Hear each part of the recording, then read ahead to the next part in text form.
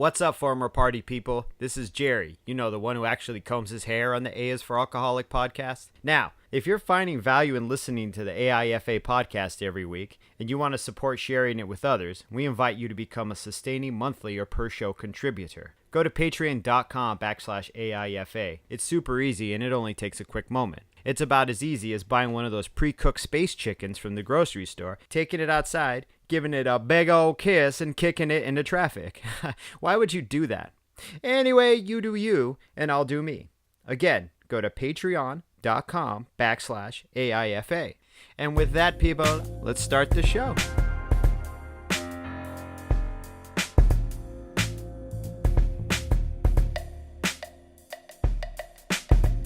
A is for Alcoholic is a program about recovery. My name is John, and I'm an alcoholic. And my name is Jerry, and I'm an alcoholic.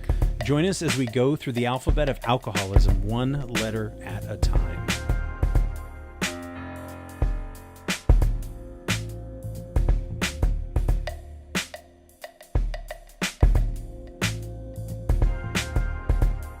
And we're back. I'm kidding. We were here all along. We've just been sitting here waiting all week. For a week. Yeah. Patiently waiting. Just Holding upstairs my in the breath. office. Yeah. I've been living off of garlic powder. God. I actually made Your dinner breath. tonight and I put garlic powder on it. Like, I didn't cook it in a dinner. I just sprinkled it on. Now I got that old dirty mouth. You got the The old dirty bastard mouth, dude. It's Well, I like a little garlic salt sometimes, but I guess you just got that dusty garlic. just, there's no salt. It's just the dusty. I made a mistake because it's there. It's living in there. You gotta. It's the seasoning. I mean, I don't know. Yeah, it was a bad season. Season of the witch. Crop salt died. Yeah, Oh, it was the season of the witch. So, hey, welcome to the A is for Alcoholic podcast. If you haven't Yeah. figured it out, that's where you're at. Yeah. Our sponsor is Green Camel Press. Green Camel Press, we bring an old school aesthetic to a digital age, doing Yep. hand-drawn designs, greeting cards, children's books, comic books, and what else? So it is Monday. It is recording day, and Jerry and I were sitting here, and we were talking about B with benefits. Benefits. What are the benefits of sobriety? What are the Big, immediate bouncy benefits? What are the immediate benefits? What are the long-term benefits? Right.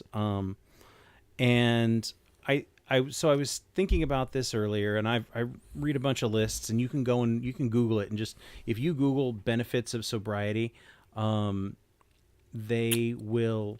I mean, there's no end to what you can find on there. So I mean, there's lots of resources, but I was thinking about this, and I think one of the big ones, or I guess the first one, is when you have that moment of clarity, and you have this sort of realization and this epiphany. And I don't think that I had, in the 20 years that I was drinking, there was never any sort of life-changing epiphany. There was no realization of any kind, because you're just in that cyclical way of behaving and that cyclical way of thinking. And, we talk about it a lot, that it's like you feel like you're in this spiral of hell sometimes. Right.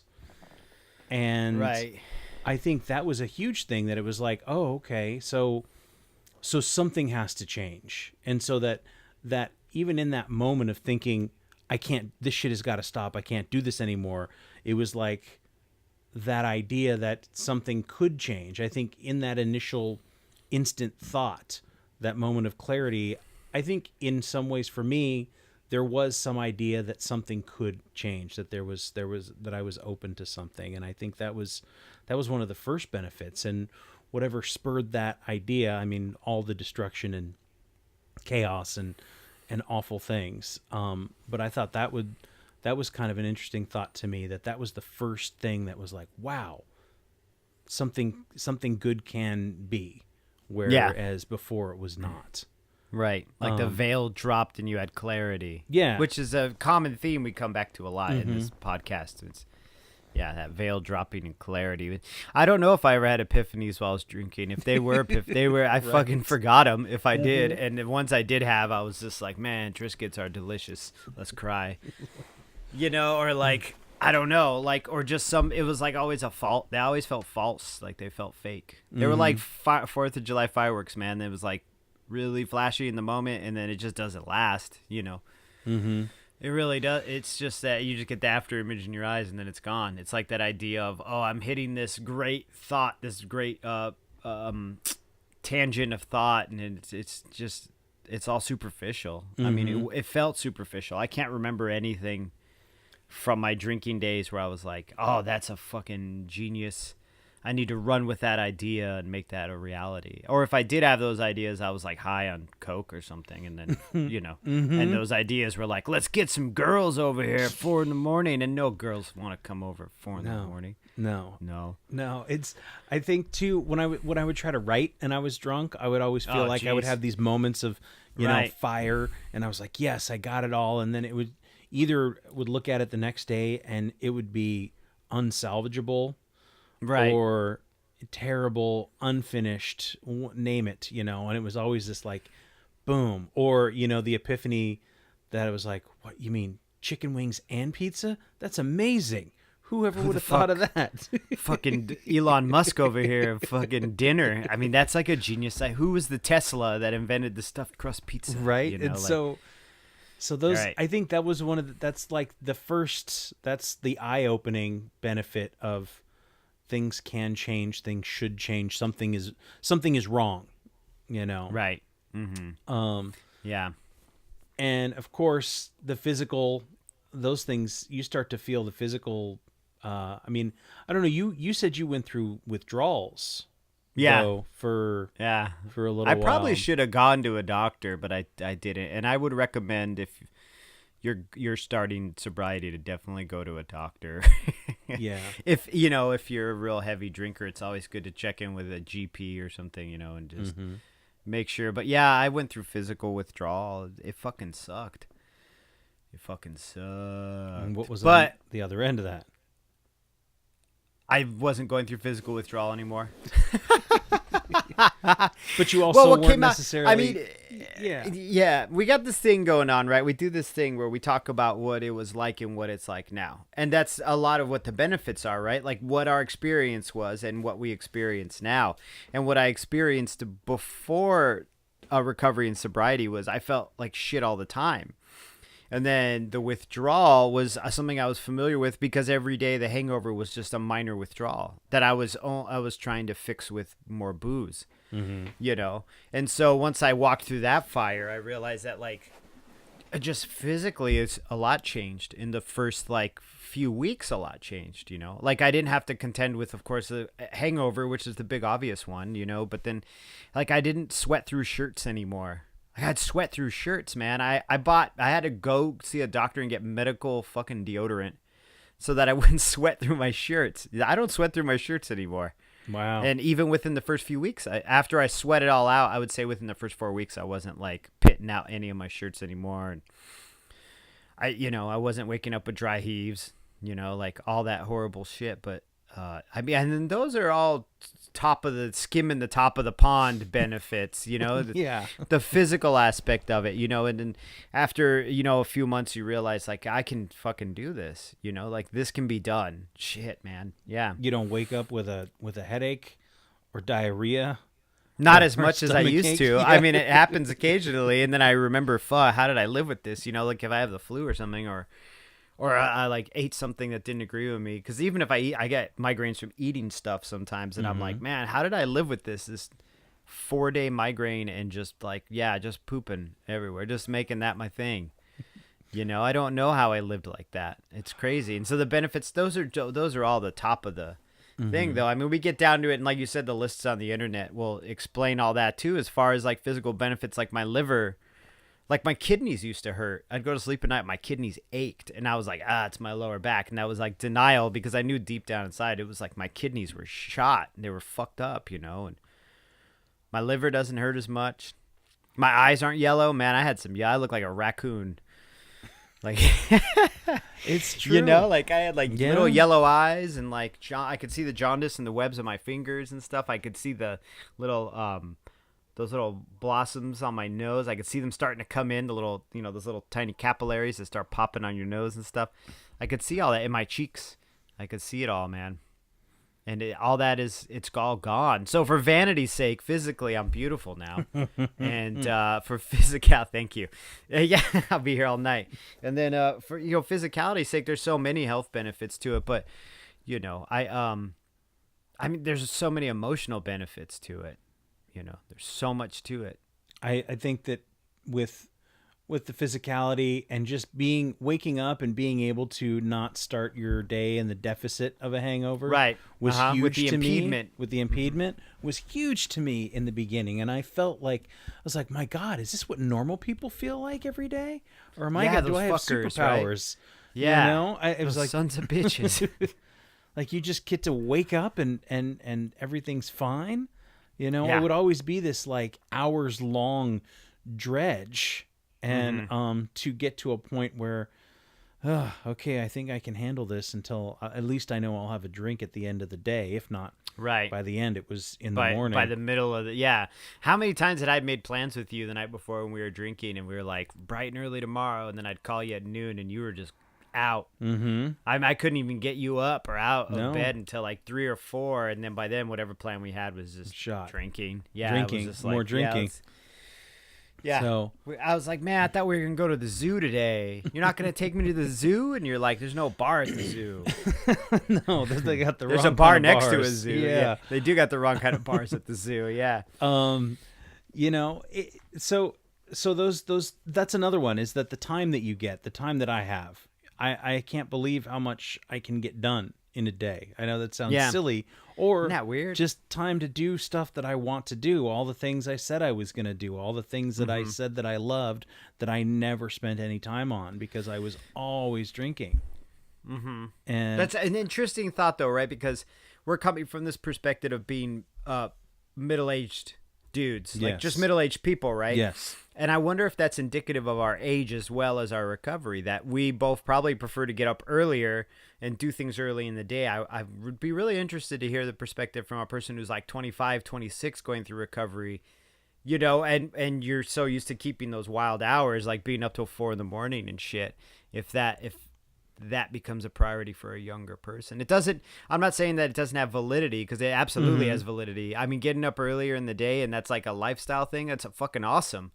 It really is. It is. You know, there's not much for me to do here at night anyway. Like, Right. I have a wife and kid, and they're in bed by 10, and like I don't really feel like playing video games very much late at night because I know I just got to get up early anyway. You know, like how many times can I hold that point in Overwatch? You know, until until I'm like, all right, we've held this point like 10 times. Hours, days. Yeah, that's a little Overwatch humor But there. For the I don't know. I don't know listeners. if anybody out there is listening is younger in early recovery or in recovery at all. I mean, or do you work nights?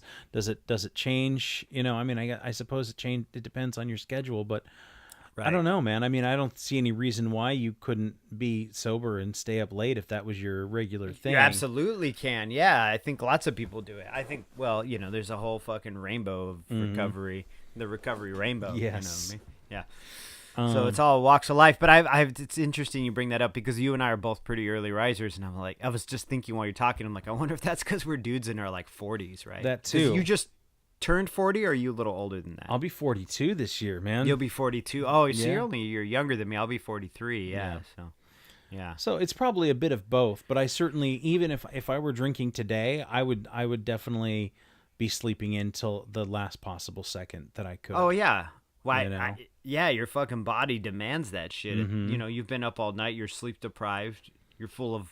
And you know me, and I poison. I would go until 1, 2, and then everybody would be in bed, and I would stay up, and You'd still be up. I'd go until like 4 or 5 in the morning, even if I had to work the next day. And I tried to run that train with you a few times. I did a bunch of times, but I remember that just John dancing by himself in his living room. His poor neighbors. Alone on the dance floor, man. Alone on the, which is just the kitchen. It's just the kitchen, yes. Yeah. And so you said emotional benefits of sobriety. There's, you know, I think one of the reasons that I always drank was because I didn't want to feel emotions. I didn't want to feel sad.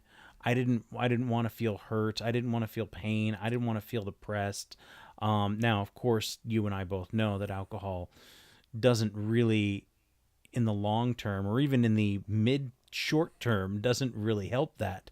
It amplifies it, I think. Yeah. All those negatives, and then it amplifies everything, but after a while the positives start becoming less and less, Yeah. And as far as feeling positive and feeling joyous. And it wasn't right away. I was talking to somebody a few days ago who's very early on and they were asking me questions and I said, well, that's fine that you feel that way right now. And you may not feel great for a while, but I promise you that you will. You're going to wake up one day and you're going to be like, oh, this is what they were talking about. I'm like, yeah. Fuck, I'm all right. I'm going to be okay. I'm all right. Yeah, that shit doesn't last. And it's also the way the chemicals work in your brain. You're taking away something you're physically used to. You're taking away that emotional crutch, like my dad said, Tiny Tim's crutch. Crutch in the corner. Yeah, you're getting rid of that crutch in the corner. So emotionally, it's like you're going through a breakup. Like you're breaking up with something that you're physically attached to. Yeah.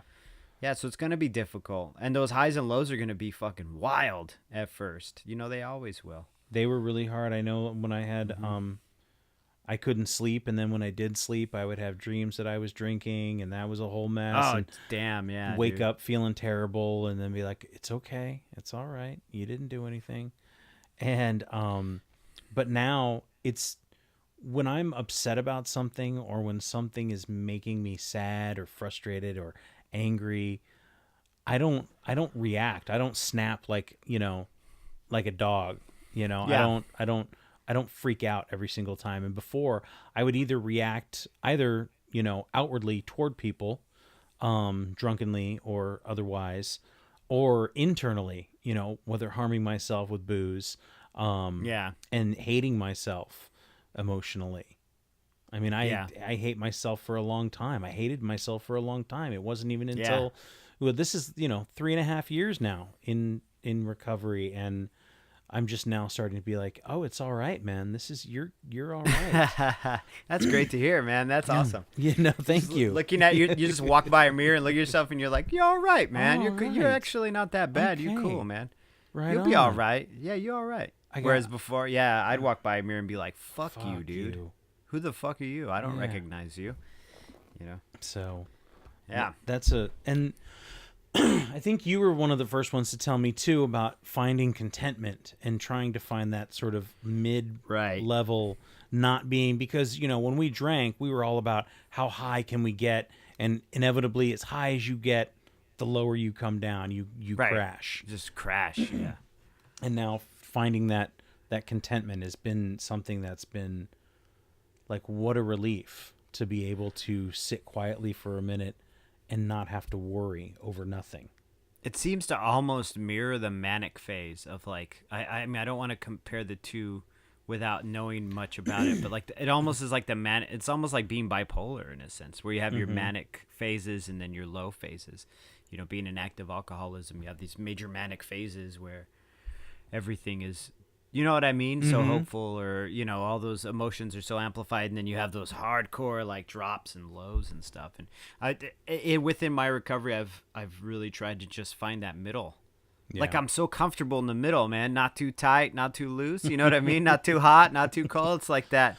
The Goldilocks. The Goldilocks, that's my life right now, is contentment in the middle, man. Like, and with little rises of happiness, maybe some big shoots, but I'm not looking for that. And sometimes some lows, and that happens with life. Mm-hmm. It's another one of my dad's favorite, Steam Play to Reality. Always says, man, that's like one of his go-tos. He called me the other day and he's like, yeah, I listened to the podcast I was on. I'm sorry if I talked too much and took up all your time. And I'm like, nah, dude, we loved it. Like, sometimes it's great to have a third voice, especially someone who's like my dad and much older than, much, much, much older than us, because he's going to listen to this one too. But then he said, hey, it made me feel better now I can listen to your podcasts without feeling uncomfortable. Because I guess he had assumed that I was just on here talking shit about him or something, like I'm just like, hey, listen to a half an hour of me just say bad things about my parents. But they're cool. But on no, yeah, that's no, not- we don't do that. I don't. I don't do that. No, you don't do that either. Neither of us do it. It's not really about. I can't. It's not about me. It's not about therapy. It's No. not necessarily. No, this ain't therapy. This is us just having a conversation. But that, and also, like, I can't blame anybody for me. You know, like, I'm the one who did me. Yeah, you know, I was born and they put me on this planet, and I'm grateful for it. But like, I can't blame anybody but me for me. No. You know? There was a time where I was blaming other people, everybody else. Fuck yeah, that's active alcoholism. You know, like that was that period of time where it was everybody's fault but me. There's the other benefit too. It's now my fault. It's not anybody. You know what I'm saying? There's no more excuses. There's no more like, well, I could have done this if it weren't for that, and oh well, blah blah blah. It's always hoisting the blame on someone else. You know, where you damn well know that your priorities. That was low on your priorities, whatever you wanted to achieve. Yeah, and now that I take responsibility for this stuff, most of the time, I try to. Right. I have the ability to change it if I don't like it. Right. You know, rather than, oh, well, if I could, I would, but I can't because this person or that thing. And it's like, well, okay, so what do I have responsibilities for? Okay, and if I don't like that, then I change it. Right. You know? Right. It's within recovery. It's so funny, man, because I can hear denial. Other people be in like major denial now. I don't know if that's a positive or a benefit or not a what's the opposite of a benefit? A detriment? I don't know. A detriment?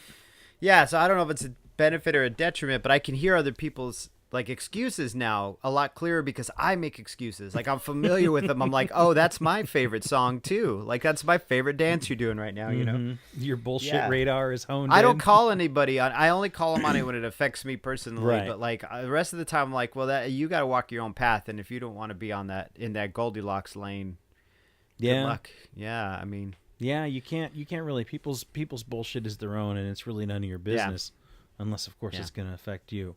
Yeah, then it is my business, right? HMU, if you need my opinion, hit me up. That's what the young kids say. HMU, AF, dude.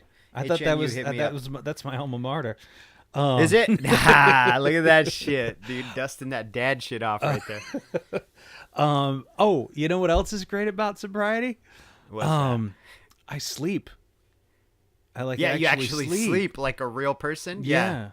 Not always, not all the time. I still have issues with trying to put myself to bed and like getting to bed and like when I have to wake up and when I want to wake up but my God, when I can go, okay, I'm gonna put myself to bed and I wake up 8 hours later and you're like, oh, I actually slept. I didn't like fall asleep. You don't pass out. You fall asleep. You don't pass out on the floor, wake up at 3 a.m., chug a whole like half gallon of water, like, you know, your life depended on it, which your kidneys are crying out for. And I never used to call it waking up. I used to call it coming to. I literally did. I'd be like, oh man, I came to this morning in the backyard. I always went back to this backyard thing, but waking up in the backyard's a motherfucker in Arizona. No. You know? But yeah, dude.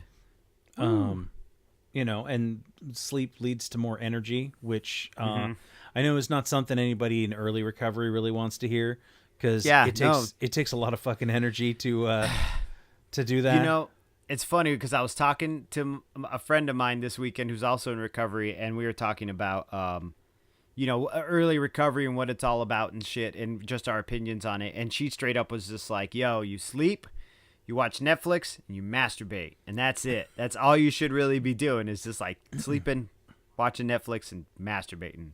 That's, you know, you'll get through it. And I was like, God damn, that's genius. I'm saying that on the podcast tomorrow. And I did. Well, you know, I think that is very valid. Like you have to get through it. And there's going to be a lot of times where your body is transitioning physically, mentally, emotionally. You're going through this whole like cocoon state in that first year, sometimes even longer. I mean, I think that we're, you know, it's like evolution. There's no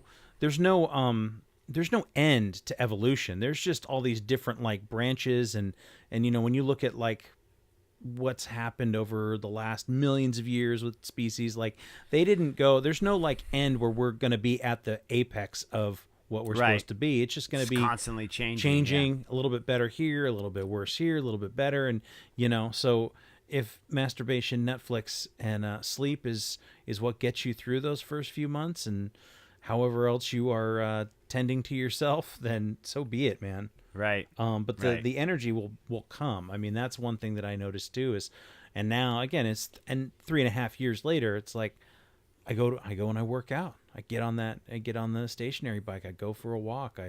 I lift weights, not too heavy. I'm not like right. I'm To not take out it easy, there. man. I still take it easy. I'm up to 10-pound dumbbells, and it's like a nightmare.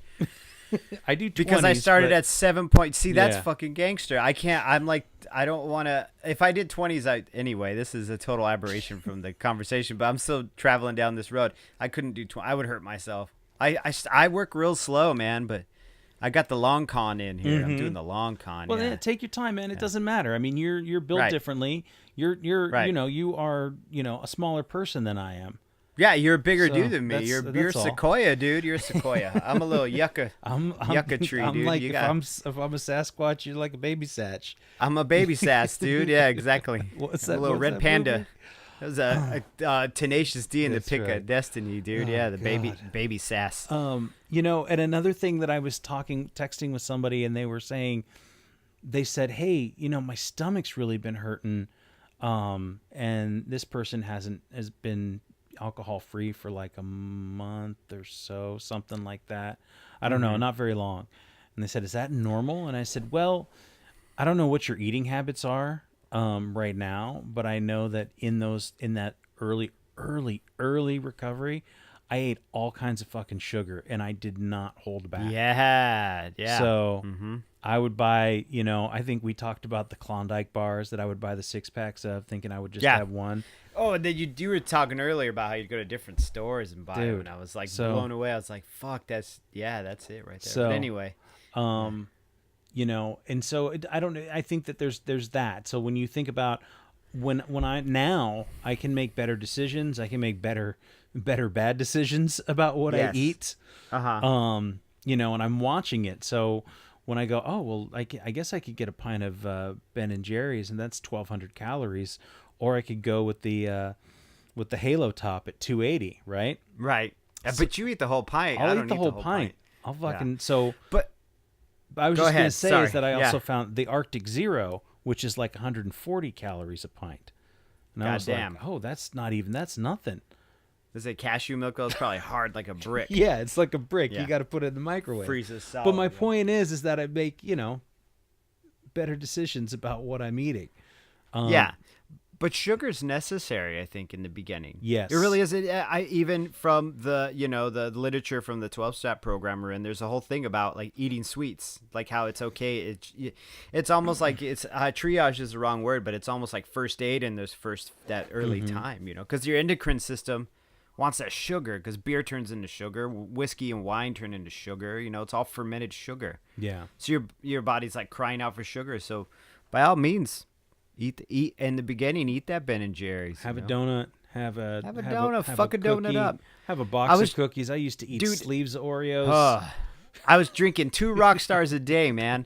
That's all sugar and caffeine. Those are like, I don't know, they were like 200 milligrams of caffeine. I was like, would look up how much caffeine I could take before I would die, and it's like 500, and I was like up at like 450. In the beginning, I just drank so much fucking, and I smoked. I chain smoked and drank rock stars. And I still I don't- drink a lot I of can't. coffee, but do you? Yeah, I still drink coffee, but not rock stars though. No. Woo. now you are a No. rock star, Jerry. Now I all am. day. I'm a adult contemporary star of sobriety. Yes, you are. Yeah. Can I put that on a T-shirt? An adult Yeah, contemporary absolutely. star of Just sobriety. me dressed up like an old Beastie Boy right now. Nobody can see it, but I feel like is- an old Beastie Boy. He is dressed like an old Beastie Boy. Yeah. Another Except thing, they all wear sweaters now. Sorry, I keep digressing. That's Go okay. ahead. That's okay. Yeah. We'll save that for our fashion episode. Yeah. What happened to the Beastie Boys? Like they got old. They were just on Mark Maron. It was kind of strange. It was a good show. He's always got a good show, but they were strange. I don't know how you had more money. I had more money after I quit drinking. Yeah. I I could actually buy shit. Yeah. remember there was one apartment that I lived in with a friend, and you came over. You'd come visit us in Seattle on Nickerson Street, and you were like, yo, dude, where's your trash can? And because we would just put That's so funny. we would just have like you put the little plastic grocery bag and put it on the side of the doorknob, on a doorknob on the kitchen sink, As I had, this facilitates all your trash needs. I mean, even me as another fucking degenerate alcoholic was like, yo, dude, you need a garbage can. And I remember thinking, like, I can't go buy a garbage can. Like, I don't have the money for a garbage can. Who's got the money for a garbage can? I got to get in the car and drive to Fred Meyer? Really, Jerry? I got to get up and go drive to Fred Meyer to go get a garbage can? This bag will work just fine. And then your roommate's like totally co-signing on your shit. Like, the bag's fine. We don't need to bring plastic into this. Yeah, we're buying jugs of Rhine wine at 7-Eleven every single night. Yeah, which is how much is a jug of fucking Carlo Rossi? I would come up with like $1,200 and blow through it all in like 4 days, dude. Like $300 a day, easy. And so, but I was thinking about you today earlier about your apartment in Napa, and how I was always like, man, your rent is like way too high for this place because it was in Napa, and then I was like, if you're gonna be paying this much rent, you should at least get some furniture or something. Like, I don't know, man, just the way you were wild in that fucking house, dude. Yeah. It was my alcoholic ideal Bukowski flat.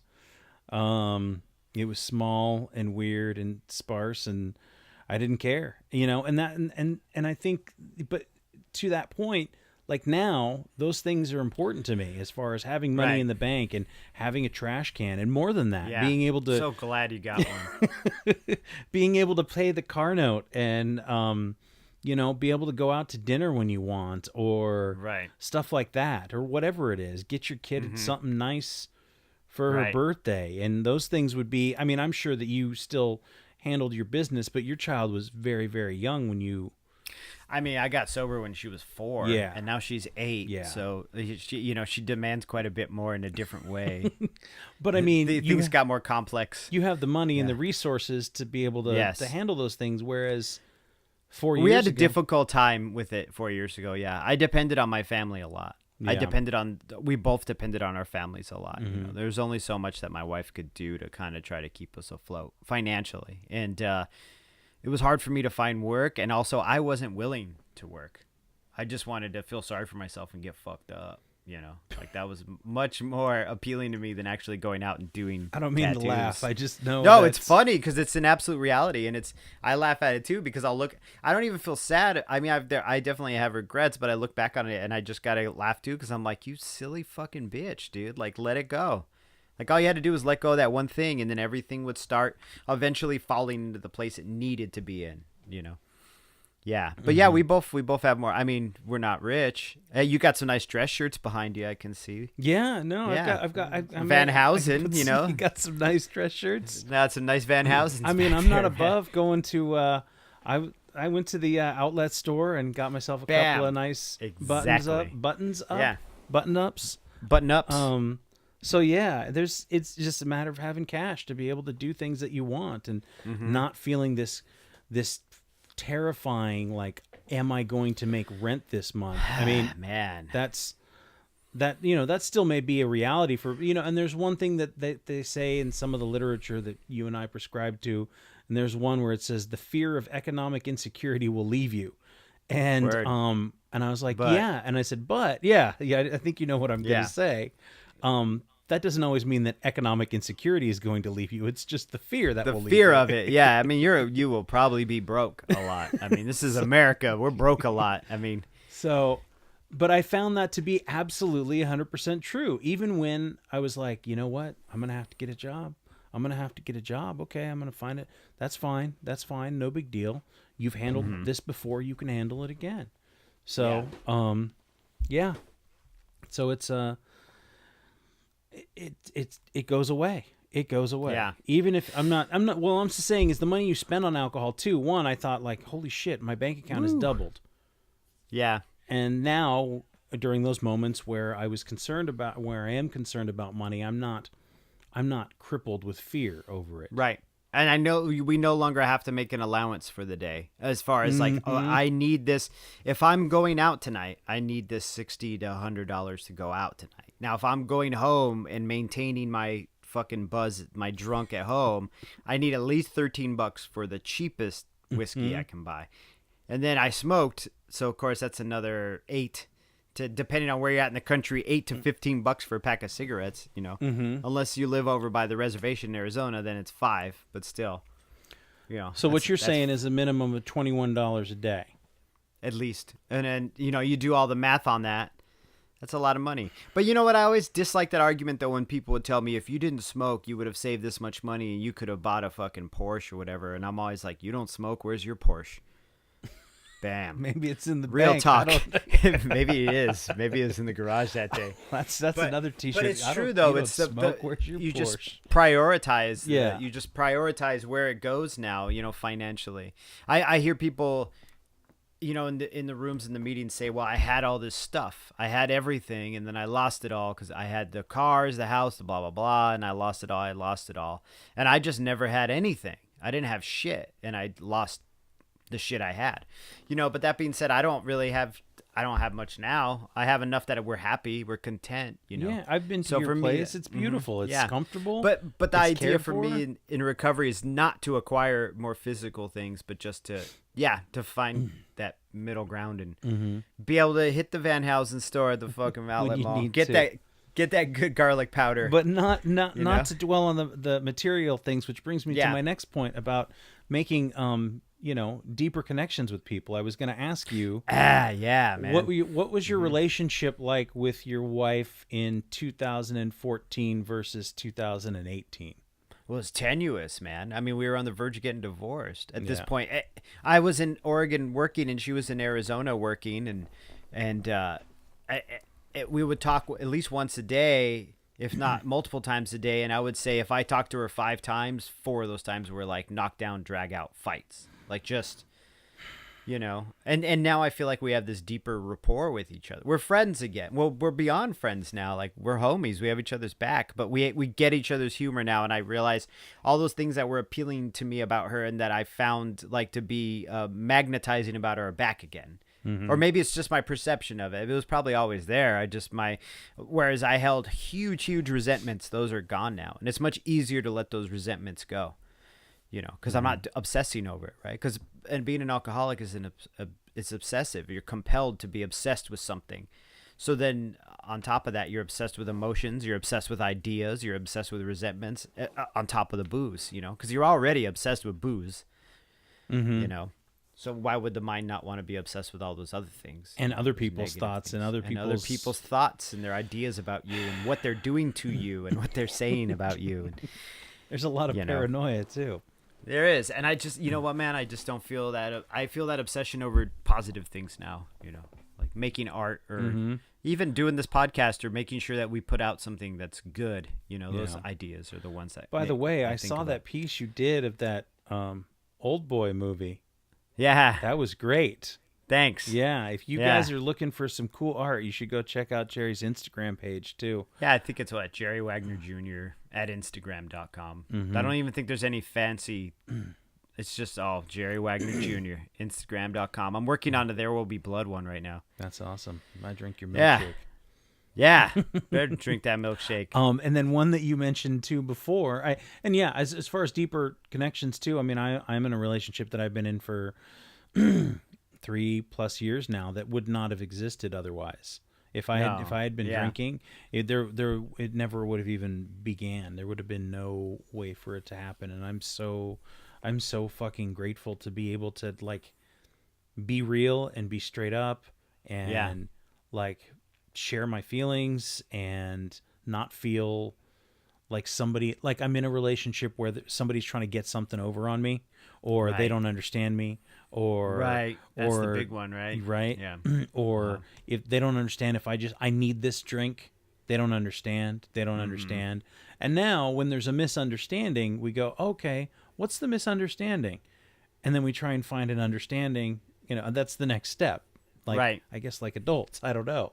Yeah, just like the ability to be able to look at someone else and be like, you know what, I fucked up there. That was my bad. Like I totally, even when I'm being selfish, like if I'm upset about something because it's getting in the way of me doing shit I want to do, like I'll get upset and snap on it, which I need to like learn how not to do that, but I'll still do it. And then I'll stop and go, you know what?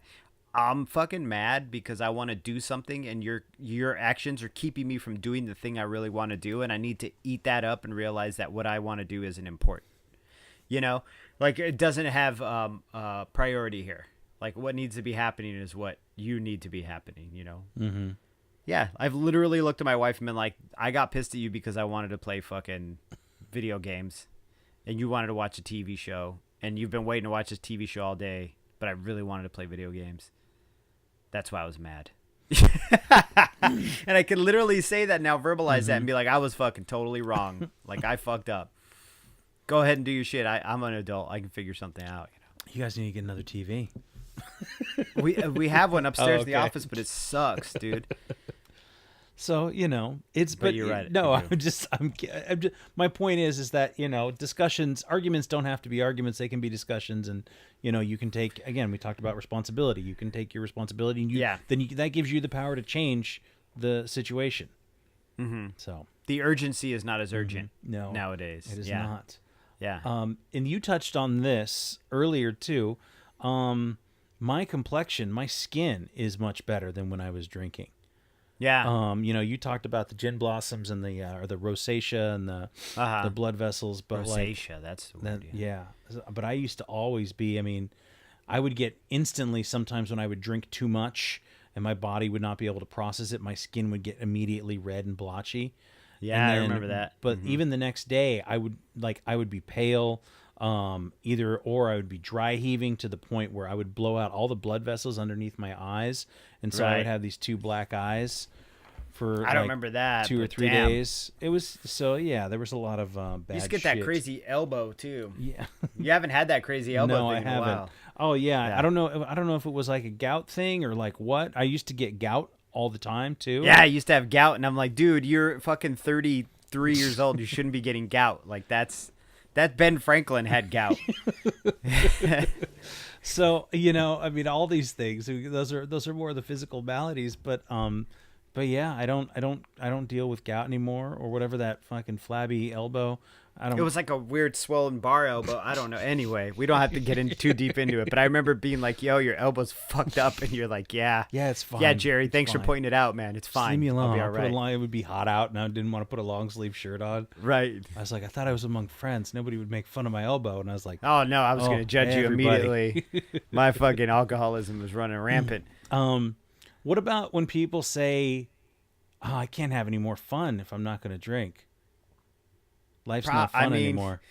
I was going to say probably not, but that's not true though. I mean, it's just. I mean, you've been to sober dances. You've been to. Yeah, I had a blast, dude. Those fucking sober alcoholic dances are dope, dude. Those people are fucking crazy.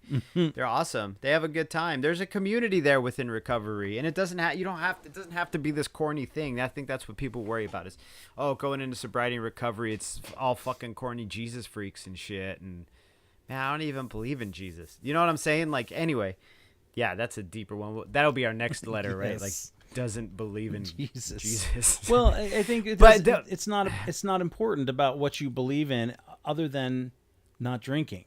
Well, and the fun thing is fucking bullshit. That's denial. That's the denial I see with people, because that's your brain. That's the addicted part of your brain telling you that you need the booze to be able to enjoy yourself. Yeah. Whereas if you sit down and walk back from it and look at it on a timeline, you know, if you had 3 feet and that 3 feet, you know, was your night, an inch and a half of that shit would be fun, and the other, you know, 2 and so many feet would be fucking blackout assholeness. Do you know what I mean? Yeah.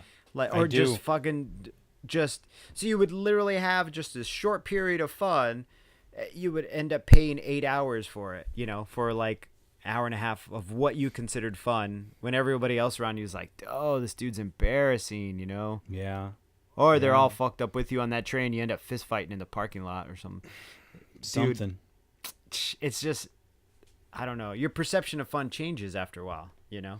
Yeah. You know, and I feel like the things that I find fun now, I certainly think they wouldn't be, because they wouldn't be able to include alcohol anyway. There wouldn't be a bar at the zoo. to use your metaphor.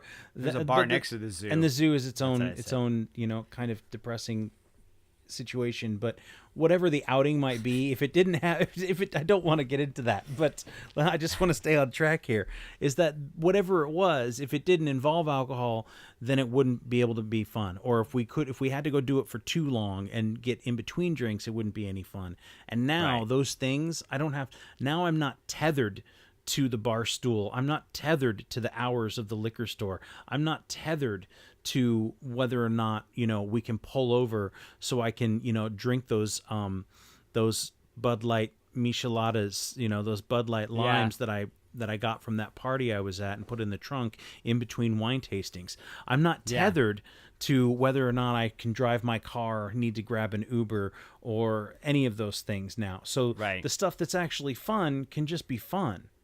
It's this idea that it's part of the glamour. It's the idea that they sell you in the media and stuff and commercials and shit. When they try to sell you booze, they sell you that booze is fun. Then there's that euphoria of being able to drop your inhibitions, which in the early days is really prevalent. It's real big. It overwhelms everything. But then over time, as it becomes a habit and then becomes an addiction, it's beyond the fact of dropping your inhibitions and it's fucking spring break and you're throwing the biggest party of the year at your mom's house or whatever. That priority's gone once you're in the later stages where you're like, fuck, I have a problem. I'm an alcoholic. Like all that fun shit is gone.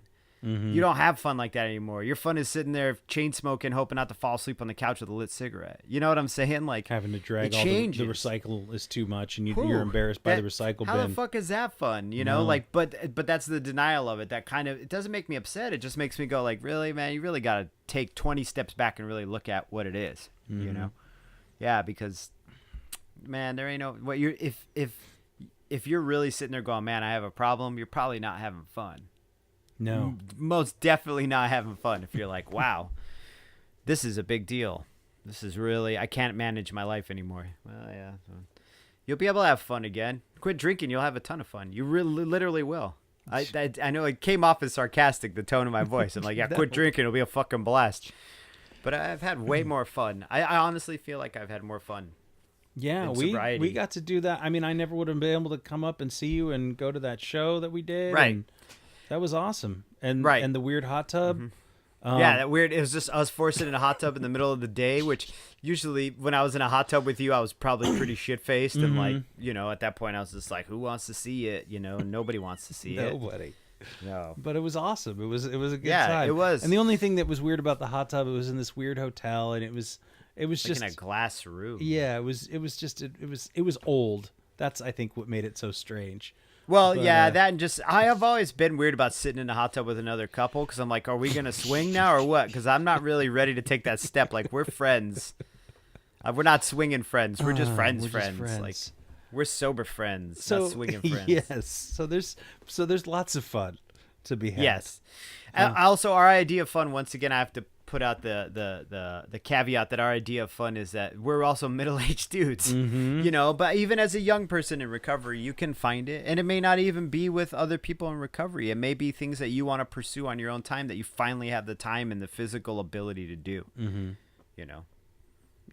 And even I think stuff like going to concerts and being able to stay the whole night and enjoy and remember those things and to fucking dance without falling down. I still dance at concerts. I really do. I bust out the dad moves, dude. I dust them off. I don't mind. Fuck it, man.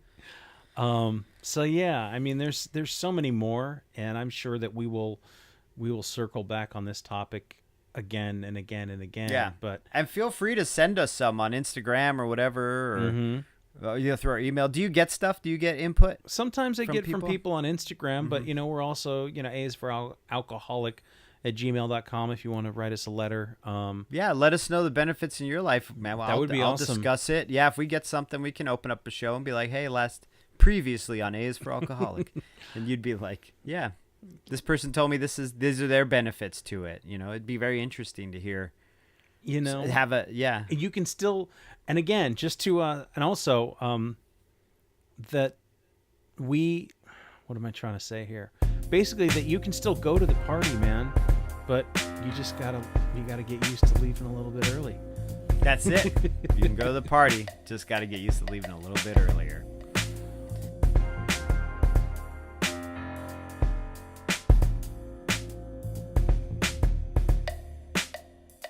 Thanks again for listening. Our music, as always, is by Neglect. You can find more of his stuff at neglect.bandcamp.com. And you can find us on all social media platforms that matter: Instagram, Facebook, and Twitter. And you can reach us at aisforalcoholic@gmail.com. Talk to you later. Yeah.